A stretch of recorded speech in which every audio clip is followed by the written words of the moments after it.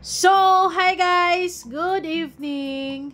Ngayon, napaisip lang ako sa totoo lang dahil before and during, after ng Singapore trip ng Jomcar talagang hindi sila tinatantanan ng issues. Sunod-sunod guys. Yes. Pero teka lang, bakit still? Ang fresh ni Carla. O, diba? Walang filter yan pero napakakinis ng person talaga. Anyways, talaga na mga maganda si Carla. Ang ganda ng skin ni Carla sa totoo lang. Although minsan may mga breakout siya, nakikita natin yan sa camera, but then when you see her in person, talagang bibiskin ang peg ng person na yan. Anyways, bago ang lahat, don't forget to support and subscribe Kuya Val Santos Matubang at Aid na Vlog Kalingap Rab. At sa lahat ng Team Kalingap, syempre guys, salamat sa support at pagmamahal nyo sa aming mga Kalingap reactors. Hello sa mga Jomcar fans. Kumusta naman? Grabe no? Sunod-sunod, ang kaganda ng mga kaganapan about Jomcar sa totoo lang. And ang ganda ng mga experience ng Jomcar. And pinakita na nila kung ano ang meron sa kanila. They're being sweet and talagang mag-boyfriend-girlfriend ang treatment nila, of course. Pero still, ang mga taong nakatago sa anonymous participant ay tuloy-tuloy din ang kanilang paninira kay Kalingap Jomar. Na para bang mahal na mahal nila si Carla, naawa sila kay Carla, and then sisirain nila si Kalingap Jomar with all the issues na noon pa man na sinasabi nila, pero hanggang ngayon wala naman silang mailapag na concrete evidence. Basta pag gaganon, may malang yan, di ba? So ngayon, naisip ko na talagang may mga tao lang talaga na gustong humila pababa kay Kalingap Jomar o sa Jomcar. Gusto lang nilang mawala ng gana ang mga taong nakasuporta kay Jomcar. Kahit papano, meron silang isa, dalawa. Siguro na mahihila sila. And then, what? Kapag ka nahila nyo yan, sa tingin nyo, susuporta sila sa ibang love team or pwedeng saludin nyo. Hindi ganun, di ba? Iba-iba kasi ang kasiyahan na iba-iba ang impact ng bawat love team sa bawat buhay ng manunood. 'Di ba? Ngayon kasi, hindi ko maintindihan kung bakit talagang left and right talaga gusto talaga nilang bugbugin si Kalingap Jomar ng mga issues. Hindi ko masasabi na mahal nyo si Carla and then sisiraan nyo si Kalingap Jomar. Kasi the more na sinisiraan nyo si Kalingap Jomar is syempre nasasaktan din si Carla. So where's the love? Where's the concern and support at all so on and so forth? 'Di ba wala? Hindi mo maiko-consider ang mga tao na to na talagang love na love nila si Carla, pero grabe naman kung mambintang sila kay Kalingap Jomar. So sino ba ang nasasaktan din? Syempre si Carla. 'Di ba? So like for example, kung mangyayari man ang gusto niyong mangyari na mabuwag ang Jomcar. So sino pa rin ang apektado? Si Carla pa din or ang Jomcar. So ibig sabihin talagang basher. Ang label ko sa mga taong to is literal na basher talaga.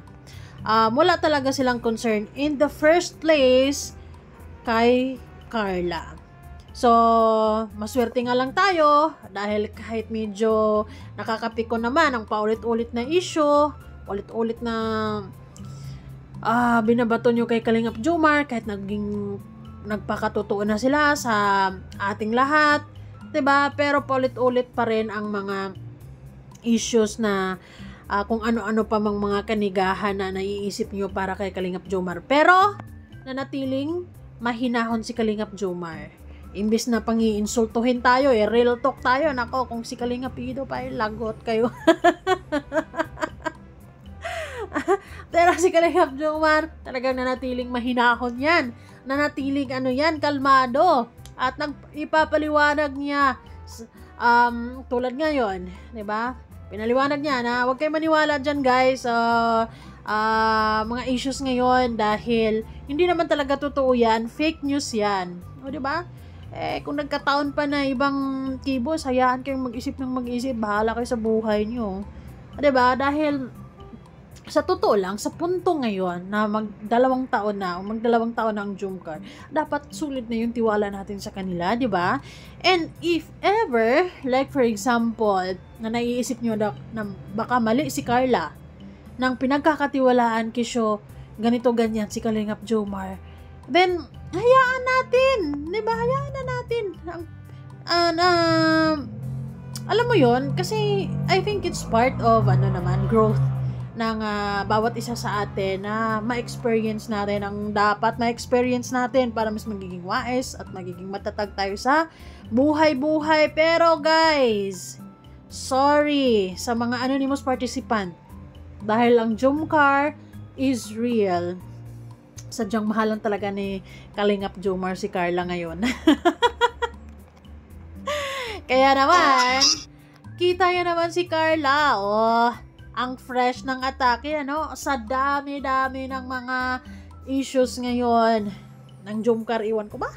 Taga naman, pagkatapos ni Yuna ba yun, nung may anak ko si Kalingap Jomar with that specific na babae, and then it turns out, actually matagal na na-issue yon, and then ang sabi, ayun, may anak, tapos 'di ba, pinaliwanag yun ni Kalingap Jomar, buti na lang may copy si Kalingap Jomar na andun pala talaga si Carla Bell. Hay nako, sa totoo lang guys, sa ugali na meron si Carla, kung 'di ba, alam niyo naman yan, nasusubaybayan natin yan, nasubaybayan niyo lalo na hindi magiging ganyan ka-komportable si Carla, ka-close si Carla, or magiging sweet si Carla sa isang lalaki knowing na hindi siya mahal, 'di ba? 'Di ba tayong mga babae magiging komportable lang tayo kapag alam natin na binibaby tayo, gano'n. And that's what I see kay Carla sa ngayon, So, no worries about sa relationship nilang dalawa. Maaring hindi perfect, pero totoo. Wala namang perfectong relasyon sa totoo lang. Mas maganda din naman talaga minsan na may mga tampo-tampuhan para mas makilala pa nila lalo yung isa't isa. And actually, nai-imagine ko kung gaano ka-sweet or ka soft-spoken, or kung gaano ka smooth ang relationship nilang dalawa. Kasi, Kalingap Jomar, naman, na parang ang haba-haba na pasensya ng tao na ito. So, Carla is just so lucky to have this person na, alam mo yon, nakakaintindi at umintindi talaga sa kanya. Kasi, inaamin naman talaga ni Carla yan. As a babae talaga, minsan, may tupak tayo. Pero syempre, it's part of, challenge. Sabi kanila, ang mga lalaki talaga is, they are born hunters, or they are predators. And, they are willing to go out sa yung para para alam mo yun, para mapatunayan nila na mahal ka talaga nila. At nakikita naman natin ang effort ni Kalingap Jomar talaga para kay Carla. On or off cam, sigurado naman na maayos at masaya silang dalawa, no? So, ayun, napapost tuloy si Carla ng Psalm 56:3-4. Ang sinabi diyan ay, when I am afraid, I put my trust in you.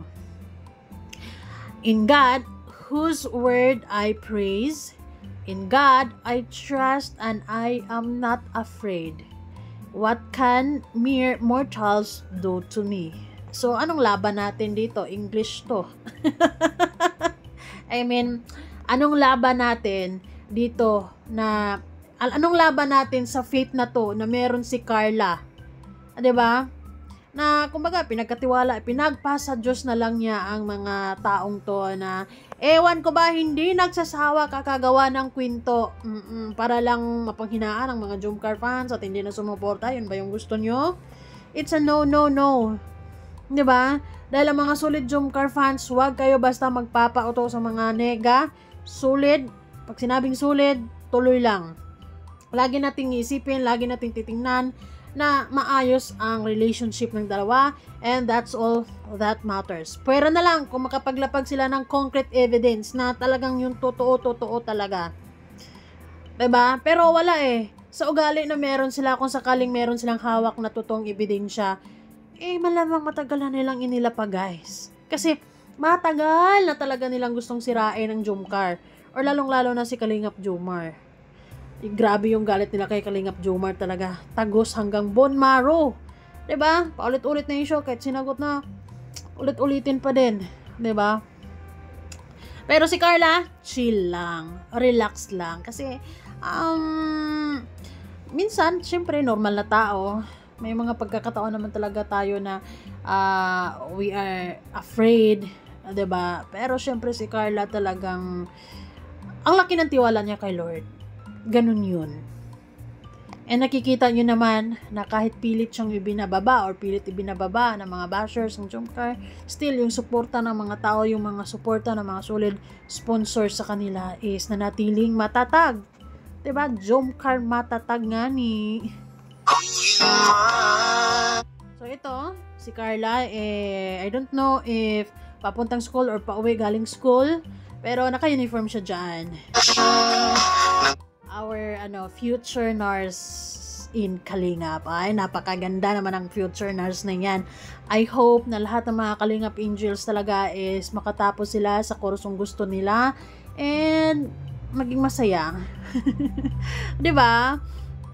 And si Carla naman, so far, ito talaga yung gustong-gusto niya. And I believe na talagang ito na yung para sa kanya talaga. So, ilan na ba ang magiging nurse sa Kalingap? Like 3 or 4 years from now? 4 na ba? Si Patrick, si Joy, si Carla, si Eden. Sino pa bang mga Kalingap Angels na nag-nursing? Oy, nako naman. Ayun, Carla, stay strong. And alam ko naman na okay lang naman ang relationship nyo with Kalingap Jomar. Wag na masyadong pansinin yung mga nega na yan. Kasi hanggang dyan lang sila. Dyan lang sila malakas sa paggagawa ng kwento. Mima lang. 'Di ba? Ang totoong mga Jomcar fans, hindi yan papaapekto at hindi yan basta-basta maniniwala sa mga mema. Kung walang ilalapag na solid evidence, wag maniniwala dahil maaring tinatrabaho lang nila tayo. I mean, na baka pinapapasok lang nila tayo sa mga bulsa nila na sadya lang talaga nilang gagawin yun para makakakuha sila ng mga taong magagalit kay Kalingap Jomar or maapektuhan dahil sa mga issues na inilalapag nila. But then they know na hindi naman talaga totoo. Gawa-gawa lang talaga nila dahil mga masasama talaga silang nilalang. May mga tao talagang ganon. Happiness nila yung makikita nilang mapabagsak yung taong wala namang ginawang masama in the first place sa kanila. But I don't know medyo malalim yung galit nila kay Kalingap Jomar. Ano ba, kinurot ba to ni Kalingap Jomar? Or nabasted ba to ni Kalingap Jomar? Kung magagalit kasi yung mga basher ni Kalingap Jomar, para ba yung mga ex na talagang ginughost lang ni Kalingap Jomar at ganun kalaki ang mga kasalanan niya at walang masaya, walang pwedeng maging masaya. 'Di ba? Hay, tanggapin nyo na lang kasi kung ano ang nakikita natin ngayon. Jomcar is happy, Jomcar is in love, and that's all that matters. Salamat po and ingat kayo always. Kayo guys, anong masasabi nyo dito sa mga, I must say na ito yung mga pinaka-grabing mga issue na binabato nila kay Kalingap Jomar talaga. At saka, syempre, si Carla, alam naman natin na maapektuhan siya dahil, 'di ba? Pero pwera na lang, malakas naman yung support system nila sa isa't isa at hindi yan basta-basta magpapatalo sa mga bashers. 'Di ba? So, yon lamang po. Babush!